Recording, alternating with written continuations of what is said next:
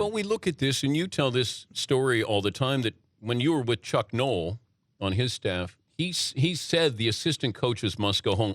Now, I don't know if this is stress-related. I don't know what's related to with Gary Kubiak or even John Fox. It's an unhealthy profession. Coaching is. It is, and the bad thing about it, John Fox and Gary Kubiak are probably two of the most stable guys and guys who do go home and don't overdo it, as much as most coaches. So that is a little troubling. I'm not sure if that's part of it, but I do know you do have to get home. I always used to do that with my assistant coaches, and people can say, oh, well, if you'd stayed 2 more hours, maybe you win the game. But there's a point when you do have to let it go. Who started this, that you had to stay?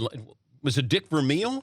That's what I heard. I know I worked for Coach Knoll for 10 years, and we were home and winning a bunch of Super Bowls and winning games, and we were home. I ate with my wife every night. And then, I'm hearing these stories about other people, and I thought they were making them up. Then I would go to Kansas City, and the first day I'm with Marty Schottenheimer, we go home at 2 o'clock in the morning. I was shocked. And when did you have to be back? I almost had a divorce. I had to be back at 7 o'clock the next morning.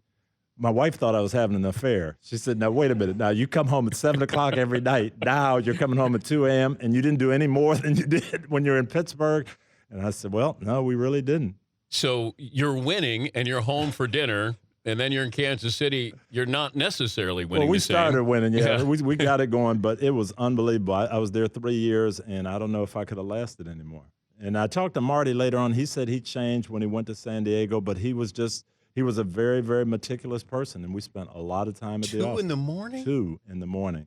I made a vow that I would never sleep there. We had some guys that slept there, but I never did, even if it was just going home for 2 hours. The Dan Patrick Show, weekday mornings on Audience.